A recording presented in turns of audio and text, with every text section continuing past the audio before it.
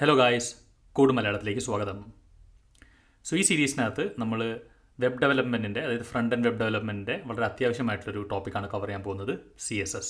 അപ്പോൾ CSS എന്താണ്, പിന്നെ CSS എങ്ങനെ ഉപയോഗിക്കാം, പിന്നെ അതിൻ്റെ മെയിൻ ഫീച്ചറുകൾ എന്താണ്, പിന്നെ അതുകൂടാതെ തന്നെ അതിൻ്റെ കുറച്ച് അഡ്വാൻസ്ഡ് കൺസെപ്റ്റും എന്താണെന്ന് നമുക്ക് ഈ സീരീസിനകത്ത് നോക്കാം. ഓക്കെ, സോ ഫസ്റ്റ് തന്നെ എന്താണ് ഒരു CSS? CSSൻ്റെ full form cascading style sheet എന്നാണ്. ഓക്കെ, സോ അത് സിമ്പിളായിട്ട് പറയുകയാണെങ്കിൽ നമ്മൾ ഈ HTMLൻ്റെ ഡൂം എലമെൻറ്റ്സുകൾ, അതായത് HTML കോമ്പണൻറ്റുകളെ സ്റ്റൈൽ ചെയ്യാൻ വേണ്ടി ഉപയോഗിക്കുന്ന ഒരു ലാംഗ്വേജ് ആണ് CSS. ഓക്കെ, സോ ലാംഗ്വേജ് എന്ന് പറയുമ്പോൾ തന്നെ അതിന് എഴുതാനൊരു പ്രത്യേക രീതികളുണ്ട്. സോ ആ രീതികൾ എന്തൊക്കെയാണ്, എങ്ങനെയാണ് എഴുതേണ്ടത്, അതെങ്ങനെയാണ് ഉപയോഗിക്കേണ്ടത് എന്നൊക്കെയാണ് നമ്മൾ ഈ സീരീസിന് ഉടനീളം നോക്കാൻ പോകുന്നത്. സോ ഈ സീരീസിൽ നമ്മൾ നോക്കാൻ പോകുന്ന ടോപ്പിക്കുകൾ ഇതൊക്കെയായിരിക്കും. ഒന്ന്, ഏറ്റവും കൂടുതൽ ഉപയോഗിക്കുന്ന CSS പ്രോപ്പർട്ടീസ് ഏതാണെന്ന് നമുക്കൊന്ന് നോക്കാം ഒരു വീഡിയോനകത്ത്. പിന്നെ CSSൽ ഇമ്പോർട്ടൻ്റ് ആയിട്ടുള്ളൊരു കൺസെപ്റ്റാണ് സെലക്ടേഴ്സ്, അതായത് ഓരോ ഡൂം എലമെൻറ്റ് എങ്ങനെ പിക്ക് ചെയ്യണം എന്നുള്ളത് സെലക്ടേഴ്സ് ഉപയോഗിച്ചിട്ടാണ്. ഓക്കെ, സോ സെലക്ടേഴ്സ് എന്താണ്, സ്പെസിഫിസിറ്റി എന്താണെന്നൊക്കെ നമുക്ക് ഒരു വീഡിയോനകത്ത് നോക്കാം. പിന്നെ പൊസിഷൻസ് എന്താണെന്ന് നോക്കാം. സോ അതിൽ മെയിനായിട്ട് Z ഇൻഡെക്സ് എങ്ങനെയാണ് വർക്ക് ചെയ്യുന്നത്, എന്താണ് സ്റ്റാക്കിംഗ് കോണ്ടെക്സ്റ്റ് എന്നുള്ളതൊക്കെ നമുക്ക് അതിനകത്ത് നോക്കാം. കൂടാതെ ഡിസ്പ്ലേ എന്താണ്, നമുക്ക് ഒരു പേജിനകത്ത് കോമ്പണൻറ്റ്സ് അറേഞ്ച് ചെയ്യാൻ ഏറ്റവും എളുപ്പമുള്ള 2 ലേഔട്ടുകളുണ്ട് ഡിസ്പ്ലേനകത്ത്. അത് ഒരു ഫ്ലെക്സും ഗ്രിഡുമാണ്. സോ അതിനെക്കുറിച്ച് നമുക്കൊന്ന് നോക്കാം.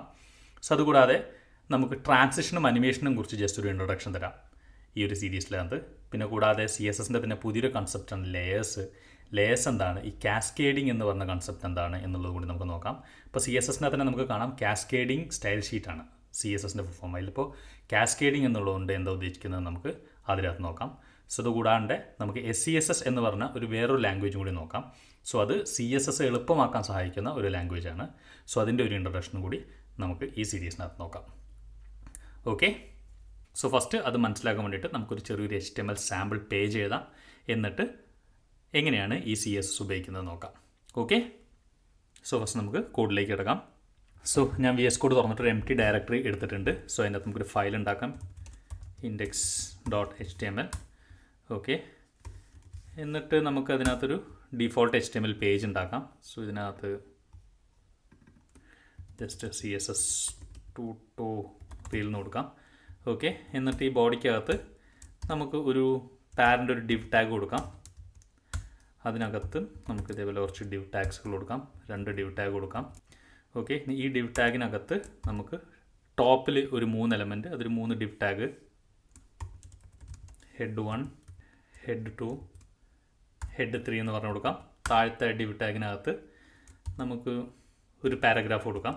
ഓക്കെ, ആ പാരഗ്രാഫിനകത്ത് കുറച്ച് ജങ്ക് വാല്യൂസ് കയറ്റാം. ഓക്കെ, അതിനകത്ത് നമുക്ക് വീണ്ടും ഒരു div കൊടുത്തിട്ട്, സോ അതിനകത്ത് ഇതുപോലെ തന്നെ 3 divs കൊടുക്കാം. Column 1, column 2, column 3. Okay, so ഇത് ഹെഡർ, ഇത് ബോഡി, ഇതൊരു ഫൂട്ടറും കൂടി കൊടുക്കാം. ജസ്റ്റ് ഫൂട്ടറിന് കൊടുക്കാം. ഓക്കെ, സോ ഇങ്ങനത്തെ ഒരു സിമ്പിളായിട്ടൊരു വെബ് പേജ് ഉണ്ടാക്കി. സോ ഇത് നമുക്ക് വർക്ക് ചെയ്ത് നോക്കിക്കഴിഞ്ഞാൽ നമുക്കിത് വർക്ക് ചെയ്യണമെങ്കിൽ, ഇപ്പോൾ നോഡ് ഇൻസ്റ്റാൾ ചെയ്തിട്ടുണ്ടെങ്കിൽ കുറച്ച് എളുപ്പമാണ്.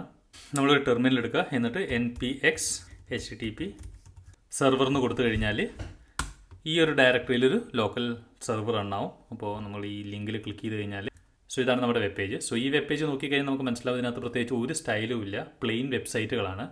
ഓക്കെ, ഇന്ന് ഇൻസ്പെക്ട് ചെയ്ത് കഴിഞ്ഞാൽ,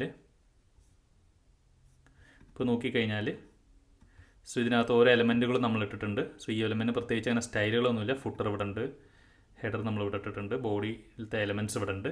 ഓക്കെ, സോ ഇതിനകത്ത് കളറുകളോ ബാക്ക്ഗ്രൗണ്ട് ഇമേജസോ ബാക്ക്ഗ്രൗണ്ട് സ്റ്റൈലുകളോ ഒന്നുമില്ല. ഓക്കെ, സോ ഇങ്ങനെ ഓരോ എലമെൻറ്റിനെയും നമുക്ക് സെപ്പറേറ്റ് സ്റ്റൈൽ കൊടുക്കാൻ പറ്റും. ആ സ്റ്റൈൽ കൊടുക്കാൻ ഉപയോഗിക്കുന്ന ലാംഗ്വേജിനാണ് CSS ലാംഗ്വേജ് അല്ലെങ്കിൽ CSS എന്ന് വിളിക്കുന്നത്. ഓക്കെ, സോ ഇനി നമുക്ക് ഈ ഓരോ എലമെൻറ്റിനും നമുക്ക് ഇതിൻ്റെ ഓരോ സ്റ്റൈൽ കൊടുക്കണമെന്ന് വിചാരിക്കുക. അതായത് ചില എലമെൻറ്റിന് നമുക്ക് കളർ വ്യത്യാസം വേണ്ടി വരും, ചില സമയത്ത് ചില എലമെൻറ്റ് നമുക്ക് ബാക്ക്ഗ്രൗണ്ട് വേണ്ടി വരും, ചിലപ്പോൾ ഇമേജസ് ഇടേണ്ടി വരും, അല്ലെങ്കിൽ ചില രീതിയിൽ പൊസിഷൻ ചെയ്യേണ്ടി വരും. അങ്ങനെ പല സ്റ്റൈൽ കൊടുക്കണമെങ്കിൽ നമുക്കത് ഓരോ എലമെൻറ്റിനും നമുക്ക് പിക്ക് ചെയ്യാൻ പറ്റും. ഓരോ എലമെൻറ്റിനും നമുക്ക് പിക്ക് ചെയ്തിട്ട് ആ ഒരു എലമെൻറ്റിന് എന്ത് സ്റ്റൈലാണോ വേണ്ടത് അത് കൊടുക്കാൻ പറ്റും.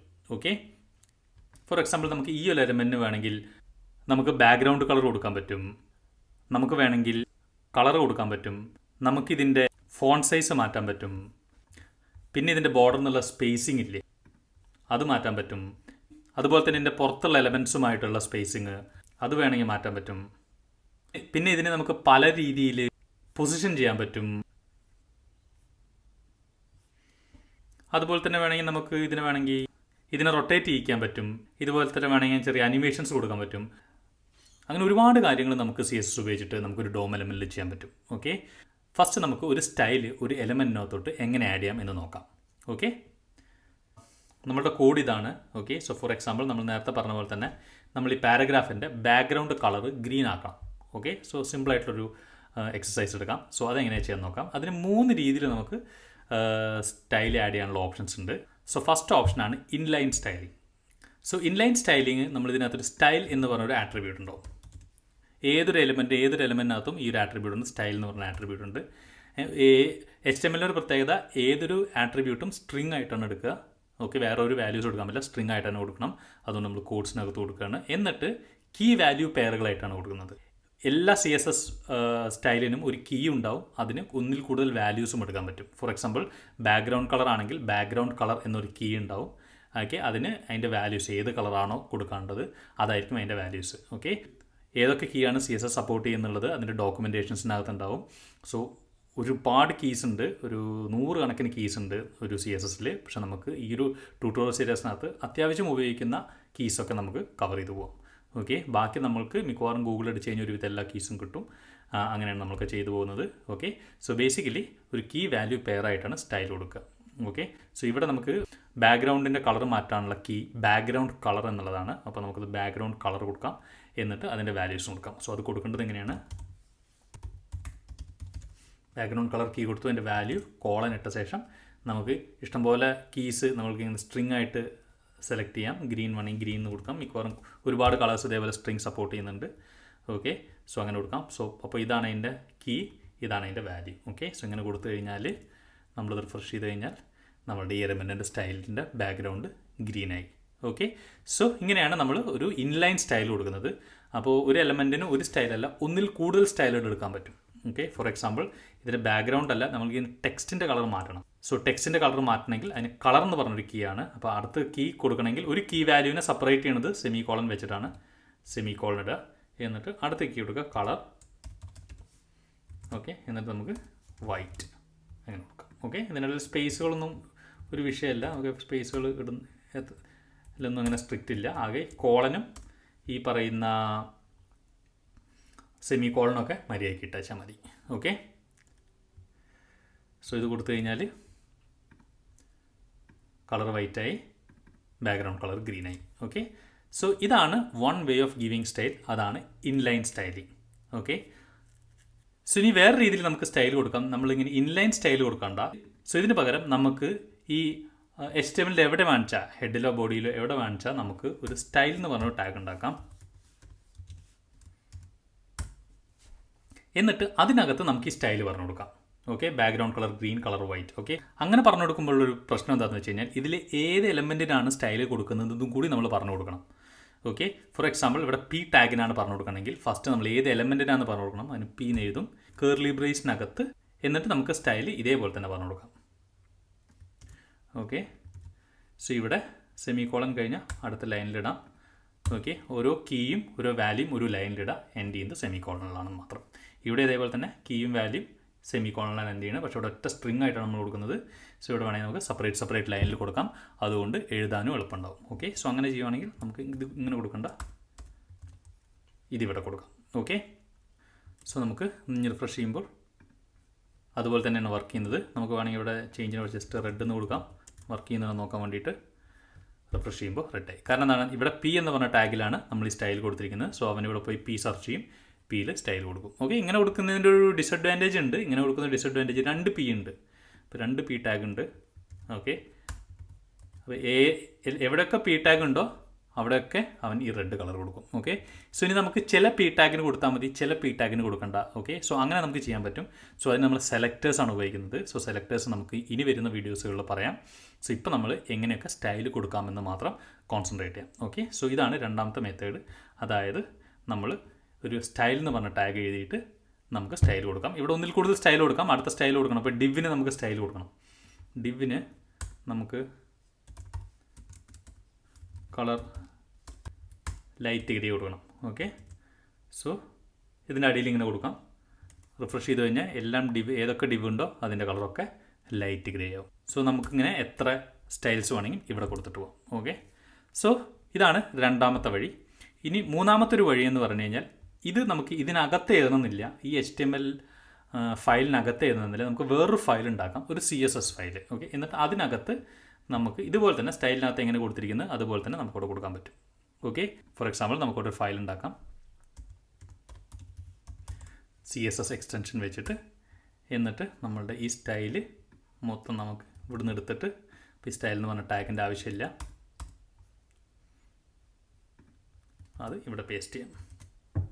ഓക്കെ, സോ ഇങ്ങനെ കൊടുത്തു കഴിഞ്ഞാലോ റിഫ്രഷ് ചെയ്തു, വർക്കായില്ല. കാരണം എന്താണെന്ന് വെച്ച് കഴിഞ്ഞാൽ ഈ സ്റ്റൈൽ കൊടുത്തിട്ടുണ്ട്, പക്ഷേ ഒരു പ്രൊജക്റ്റിൽ ഒന്നിൽ കൂടുതൽ HTML ഫയലുകൾ ഉണ്ടാകും. ഏത് HTML ഫയലിലാണ് ഈ സ്റ്റൈൽ കിടക്കേണ്ടത് നമ്മൾ പറഞ്ഞു കൊടുത്തിട്ടില്ല. അപ്പോൾ നമുക്കത് പറഞ്ഞു കൊടുക്കാനുള്ളൊരു വഴിയുണ്ട്. ഈ HTML ഫയലിനകത്ത് പോയിട്ട് ലിങ്ക് എന്ന് പറഞ്ഞൊരു ടാഗ് എഴുതുക. ഓക്കെ, സോ അതിനകത്ത് hrefനകത്ത് നമ്മൾ ഏത് സ്റ്റൈൽ ഷീറ്റാണോ ഉപയോഗിക്കുന്നത് അതിൻ്റെ ലിങ്ക് കൊടുക്കാം. ഓക്കെ, സോ ലിങ്ക് എന്ന് പറഞ്ഞ ടാഗ് ശരിക്കും സ്റ്റൈൽ ഷീറ്റിന് മാത്രമുള്ളതല്ല, അത് പല ഉപയോഗങ്ങൾക്കുള്ളൊരു ടാഗാണ്. അത് പല കാര്യങ്ങൾക്കും ഉപയോഗിക്കും. ഈ സെർച്ച് എഞ്ചിൻ ഒപ്റ്റിമൈസേഷന് വേണ്ടി അവർ ഉപയോഗിക്കുന്ന ഒരു ടാഗാണ് ലിങ്ക് ടാഗ്. അത് ഈ ഒരു സ്റ്റൈൽ ലിങ്ക് ചെയ്യാനും കൂടി ഉപയോഗിക്കുന്നതേ ഉള്ളൂ. ഓക്കെ, സോ നമ്മളപ്പോൾ അതിനകത്തൊരു ഡോക്യുമെൻ്റ്, അതായത് സ്റ്റൈൽ ഷീറ്റ് പറഞ്ഞു കൊടുത്തു കഴിഞ്ഞാൽ ഇത് സ്റ്റൈൽ ഷീറ്റ് ആണെന്നും കൂടിയും പറഞ്ഞു കൊടുക്കണം. ഓക്കെ, സോ അതിന് ഒരു ആട്രിബ്യൂട്ട് ഉണ്ട്. അതിൻ്റെ റിലേഷൻ എന്താണ്, നമ്മൾ hrefൻ്റെ റിലേഷൻ എന്താണെന്ന് പറഞ്ഞു കൊടുക്കുന്ന ആട്രിബ്യൂട്ട് ഉണ്ട്. ആ ആട്രിബ്യൂട്ടിനകത്ത് ഇത് സ്റ്റൈൽ ഷീറ്റ് ആണെന്നും കൂടിയും പറഞ്ഞു കൊടുക്കണം. ഓക്കെ, സോ REL എന്ന് പറഞ്ഞ ആട്രിബ്യൂട്ടാണ്. RELനകത്ത് നമ്മൾ സ്റ്റൈൽ ഷീറ്റാണ് എന്നും കൂടി പറഞ്ഞു കൊടുക്കണം. ഓക്കെ, സോ ഇങ്ങനെ ചെയ്ത് കഴിഞ്ഞാൽ ഈ ഒരു സ്റ്റൈല് നമുക്ക് അവിടെ കിട്ടും. ഓക്കെ, സോ ഈ REL സ്റ്റൈൽ ഷീറ്റ് കൊടുത്തില്ലെങ്കിൽ മിക്കവാറും ബ്രൗസർ ഈ ഇത് സ്റ്റൈൽ ഷീറ്റായിട്ട് എടുക്കത്തില്ല. ഓക്കെ, സോ നമ്മൾ റിഫ്രഷ് ചെയ്ത് കഴിഞ്ഞാൽ ഉണ്ടോ സ്റ്റൈലൊക്കെ പോയി. ഓക്കെ, സോ ഇമ്പോർട്ടൻ്റ് ആണ് ഈ REL എന്ന് പറഞ്ഞ ആട്രിബ്യൂട്ടും കൂടി കൊടുക്കണം. ഓക്കെ, ഈ ഒരു ലിങ്ക് ടാഗ് എത്ര വേണമെങ്കിലും കൊടുക്കാം. അതായത് ഒരു HTML ഒന്നിൽ കൂടുതൽ സ്റ്റൈൽ ഷീറ്റുകൾ നമുക്ക് അറ്റാച്ച് ചെയ്യാൻ പറ്റും. ഓക്കെ, സോ ഇങ്ങനെ 3 രീതിയിലാണ് നമുക്ക് സ്റ്റൈല് നമ്മളൊരു HTML ഡോക്യുമെൻറ്റിലോട്ട് പറഞ്ഞു കൊടുക്കുന്നത്. സോ ഈ 3 രീതിയിലും സ്റ്റൈൽ ഇൻക്ലൂഡ് ചെയ്യുന്നതിൽ ഏതാണ് ഏറ്റവും കൂടുതൽ പ്രിഫർ ചെയ്യുന്നതെന്ന് ചോദിച്ചു കഴിഞ്ഞാൽ അങ്ങനെ പ്രത്യേകിച്ചൊരു ഉത്തരവില്ല. പക്ഷേ ജനറലി എല്ലാവരും സ്റ്റൈൽ ഷീറ്റുകൾ സെപ്പറേറ്റ് ഫയലിൽ എഴുതാറാണ് പതിവ്. അതായത് ഇതേപോലെ style.css ഫയൽ ഉണ്ടാക്കി അതിനകത്ത് സ്റ്റൈൽസുകളൊക്കെ എഴുതാനാണ് മിക്കവാറും ആൾക്കാർ പ്രിഫർ ചെയ്യുന്നത്. കാരണം അത് സ്റ്റൈലുകളൊക്കെ വേറെ ആയിട്ട് നിൽക്കാൻ പറ്റും, കോഡൊക്കെ മെയിൻറ്റെയിൻ ചെയ്യാനും അത് എളുപ്പമായിരിക്കും. ഓക്കെ, സോ ഇനി നമുക്ക് നോക്കാനുള്ളത് CSSൽ തന്നെ ഒരു ഇമ്പോർട്ടൻ്റ് ആയിട്ടുള്ളൊരു കൺസെപ്റ്റാണ് ബോക്സ് മോഡൽ. ഓക്കെ, സോ അതെന്താണെന്ന് നോക്കാം. സോ അതും അതിനോടനുബന്ധിച്ചിട്ടുള്ള CSS പ്രോപ്പർട്ടീസും കൂടാതെ കുറച്ച് എക്സ്ട്രാ പ്രോപ്പർട്ടീസും ഒക്കെ ചേർന്നിട്ട് നമുക്ക് അടുത്ത വീഡിയോയിൽ നോക്കാം. ഓക്കെ, സോ അപ്പോൾ അത്രയുള്ള ഈ വീഡിയോ മനസ്സിലായെന്ന് വിചാരിക്കുന്നു. ഇഷ്ടപ്പെട്ടാൽ തീർച്ചയായും ഒരു ലൈക്ക് തരിക. ഇതുപോലത്തെ കൂടുതൽ വീഡിയോസ് കാണാൻ സബ്സ്ക്രൈബ് ചെയ്യുക. ആവശ്യമുള്ള എല്ലാവരുമായിട്ട് അത് ഷെയർ ചെയ്യുക. അടുത്ത വീഡിയോ കാണുന്നവരെ ബൈ.